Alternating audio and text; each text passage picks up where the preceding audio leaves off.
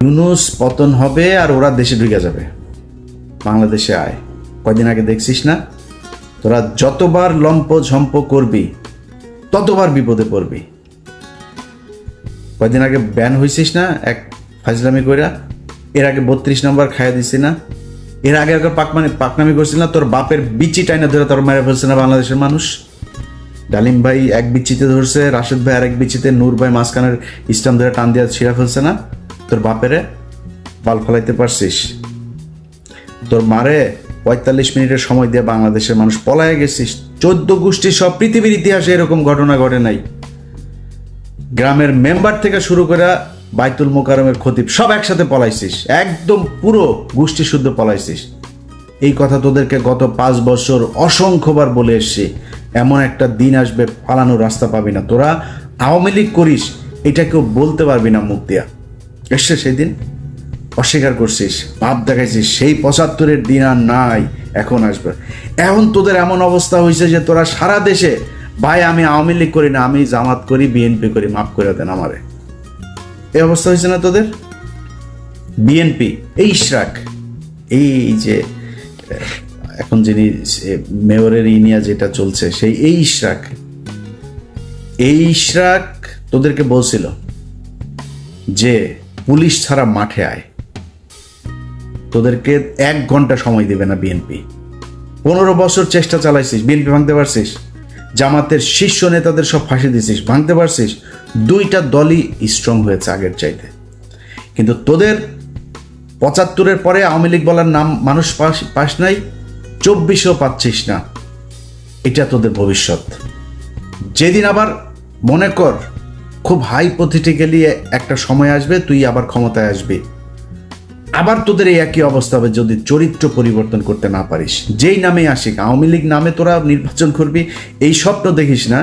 যেই নামেই তোদের এই লোকগুলি তো থাকবে, এই লোকগুলির যদি আলাদা কোনো দল হয়, সেই দল থেকে ক্ষমতায় আসিস এবং এরকম করিস, এই আবার তোর আব্বার মতো আর তোর মার মতো অবস্থা হবে।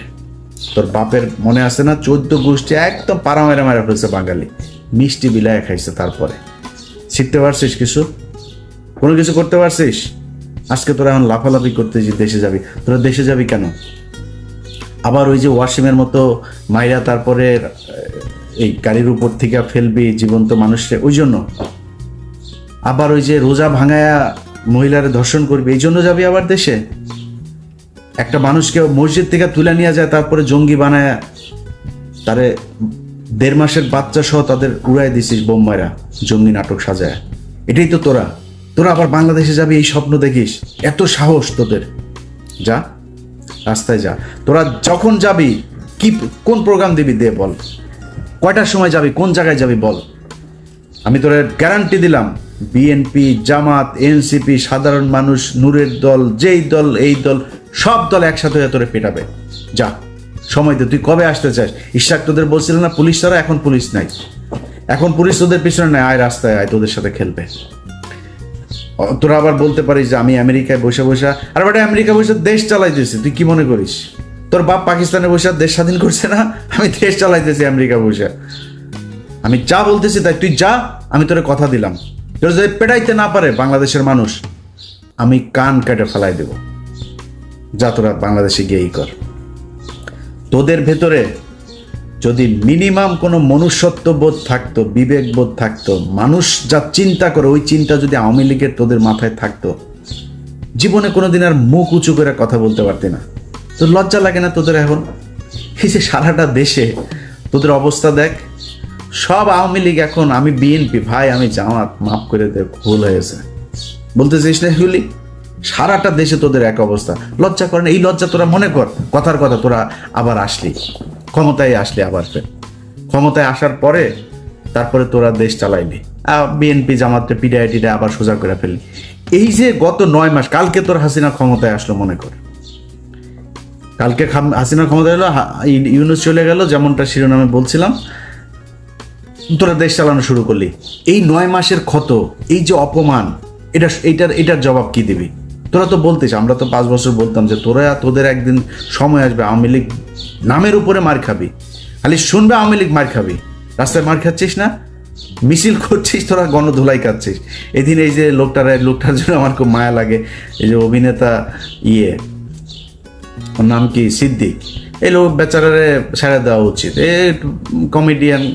এখন নুসরাতের ধরেন জিনিস আছে, নুসরাত জিনিস দিয়া ছাড়া পেয়ে গেছে, এখন ওর তো জিনিস নেই, ও ছাড়া পাবে কেমন, ওরে জেলে ঢুকাইছে। যাই হোক, খালি জামাত আওয়ামী লীগের পক্ষে একদিন কথা বলছিল, ওই যে নমিনেশন আনতে যায়, কি পেটানো ওটা পেটাইছে। দেখ, ওদের লজ্জার শরম কোনো কিছু যদি থাকে জীবনে, আর এই হুমকি দেওয়ার সাহস পাইতে না। এখন তোরা হুমকি দিস, লগি বইটা নিয়ে কালকে আওয়ামী লীগের বিভিন্ন পেজে টেজে ওরা রাতে না পারে দেশে চলে আসে।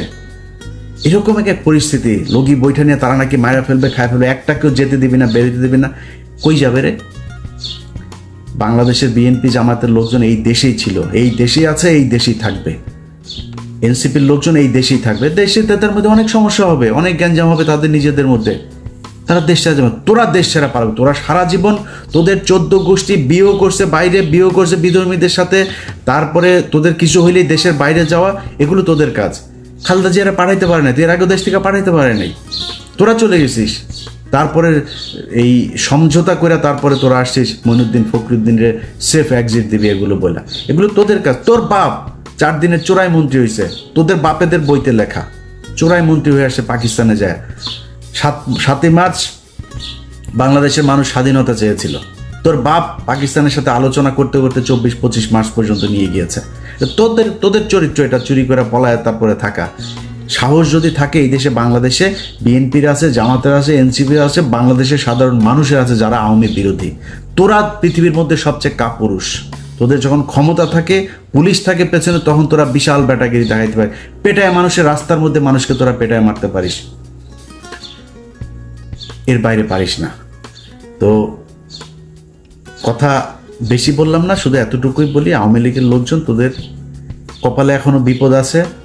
তোরা এর পরের বার মনে কর এই যে যা যা করছিস, আমি আগেও বলেছি, যত তোরা কামড়াইতে যাবি তোদের কিন্তু বিপদ তত আসবে। এরপরে কিন্তু হঠাৎ করে তোর ওই টুঙ্গিপাড়া যায় কিন্তু হিসু করে দিয়ে আসবে পাবলিক, একদম চুরমার করে ভাঙচুর করে দেবে। 32 নম্বর ভাঙছি, ফালাইতে পারছিস কিছু? কোনো বাল ফালাইতে পারছিস? 32 নম্বর 1 ঘন্টা নোটিসে ভেঙে দিছি, কিছু করতে পারছিস? পারবিও না। টুঙ্গিপাড়া পাঠাই দিব, কিন্তু পারবি না কিছু করতে। ই করবি, মানুষকে খেপাবি, মানুষ কিন্তু তোদের উপর প্রচণ্ড খেপে আছে, মানুষ এখনো সেই জায়গায় আর যাইতে চায় না। তোরা এই দেশের এতিম পোলাপান, এগুলোরে তোরা রাতের বেলা রাতের আধারে মারছিস, মায়েরা তারপরে সংসদে হাসাহাসি করে কথা বলছিস। এটা তোদের শাস্তি শুরু হয়েছে। এই শাস্তি থেকে বের হওয়া এত সহজ না।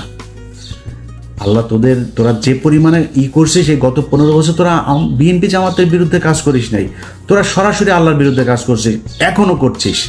তোদের বাপ এই যে জয় প্রতিদিন ইংলিশে পোস্ট করে,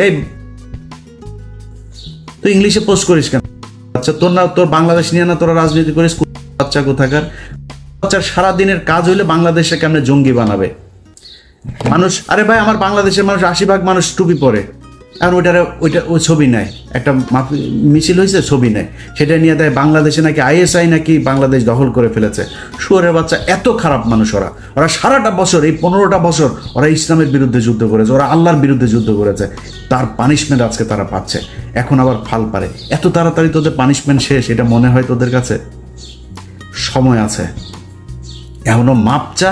ছোট্ট একটা গ্রুপ হইলেও মাপ চা, যে আমরা মাপ চাই, আমাদের এই ভুল হয়েছে, আমরা বাংলাদেশে থাকতে চাই, রাজনীতিও যদি করতে চাইস তাহলে ওইগুলি সব মাপ চায়া টায়া তারপরে ওদের থেকে সরে আসতে হবে। এই শেখ পরিবারে ওদের জন্মই জাউরা, এই যে শেখ মুজিব, এই শালা ছিল জাউরা, ওর তো বাপ তো ওইখানকার, মার পেট হয়ে গেছিল প্রেম করা, সেই শালা বিয়ে করে না, আরেকজনের ঘাড়ের মধ্যে, লুৎফুর রহমানের ঘাড়ের মধ্যে ফেলাই দিয়েছে, ফেলাই দিয়া তো পেটওয়ালা মাগিরে নিয়ে আসা, তো এখন মুজিব তো পয়দা নিচ্ছে, পয়দা তো জাউরা, তো এই জাউরার মানে পুরা বংশ জাউরা শালারা। এদের কথাবার্তা, এদের কাজ কাম একটা ভালো পাবেন, আল্লাহর কসম করে বললাম ভাই, এই পুরা শেখ পরিবারে একটা দেখান ভালো, একজন ভালো মানুষ আপনি দেখান। খালি পার্থ ভাই কেমনে কেমনে ওই বাসায় গিয়া পড়ছিল জানি, তো ওই এদের এই মানে এই অন্তত আওয়ামী লীগের এগুলো খায় না এই 15 বছর। ভেতরে ভেতরে জানি না পার্থ ভাইয়ের কি কিন্তু সামনে সামনে অন্তত খায় নাই। এর বাইরে পুরো বংশের ভেতরে দেখেন, এক জায়গায় আপনি খুলনায় যান, ওই ফরিদপুরে যান, ওই বাগেরহাটে যান, মাদারীপুরে যান, গোপালগঞ্জে যান, ওদের রক্ত যেখানে আছে সবখানে একই অবস্থা এদের। এত চাউরাই কুত্তার বাচ্চারা। তো মানে আমি ওদের কালকের এই যে ফেসবুকের ওদের যে অ্যাগ্রাসন, এগুলো দেখা মানে আমি মানে অনেকদিন পরে ইচ্ছা হইলো, বুঝছেন, ওদেরকে একটু দোয়া দূরত পড়ার।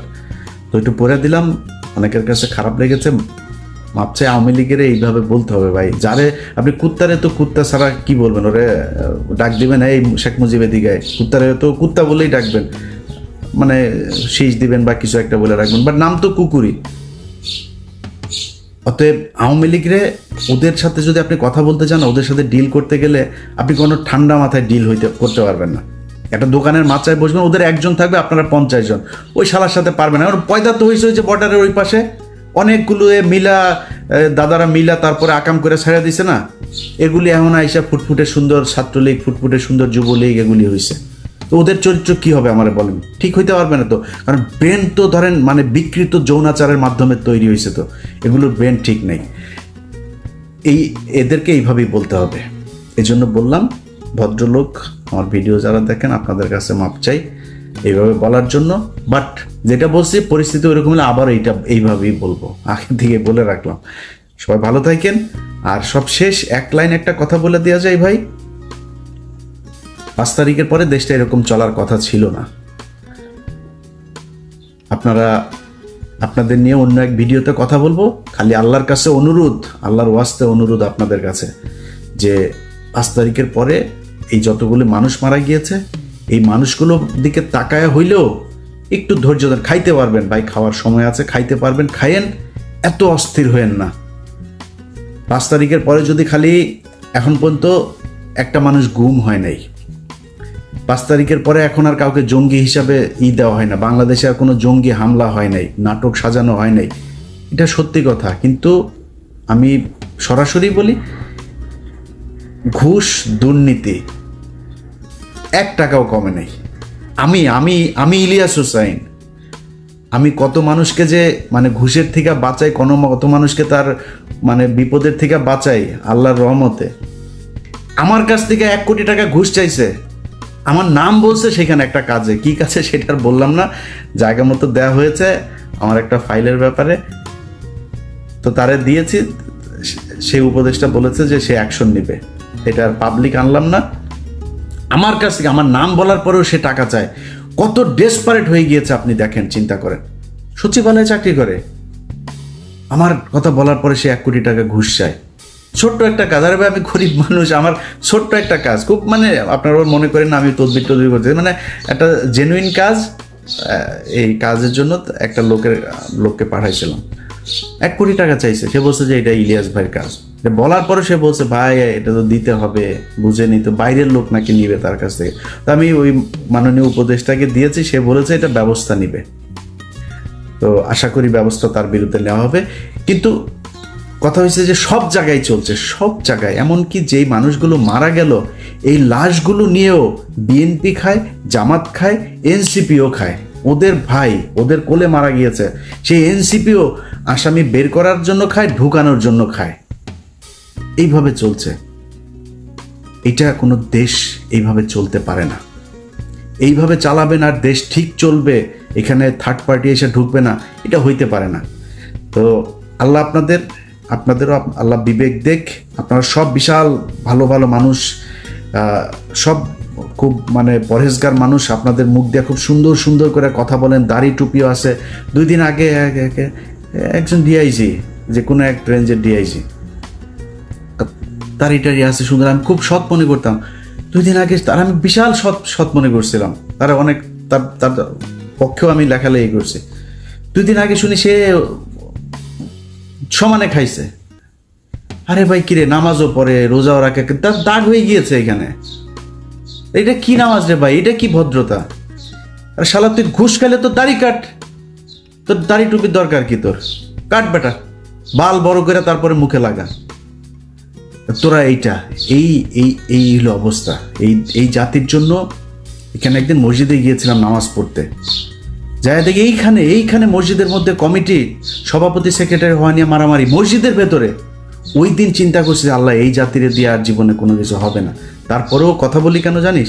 তোদের নিয়ে কথা বলি খালি পাশের এই 3 দিকে খালি ইন্ডিয়া আছে, এছাড়া বিশ্বাস করেন জীবনে এই জাতিরে নিয়ে কোনো কিছু নিয়ে কথা বলতাম না। নিজের মতো নিজে কোনো এক দেশে থাকতাম, চুপচাপ দেশে থাকলেও দেশের মতো থাকতাম, অন্তত ইন্ডিয়ার এইটা হইতো না। এখন সমস্যাটা তো হলো ইন্ডিয়া কী করে, মারে আমাদেরকে, মানে মানে একদম সরাসরি কিল করে, কিলার নিয়ে আসে তারপরে মেরে ফেলে। সেই 25শে ফেব্রুয়ারি থেকে শুরু করে এই 5 আগস্ট পর্যন্ত পুরোটা সময় তারা আমাদের উপরে হত্যাযজ্ঞ চালিয়েছে। এটার কারণে খারাপ লাগে। সংঘবদ্ধভাবে মুসলমান মেয়েদেরকে টার্গেট করে হিন্দুরা, এই জন্য খারাপ লাগে, এই জন্য কথা বলি। আদারওয়াইজ এই দেশ নিয়ে কোনো মাথা ব্যথা দেখাইতাম না।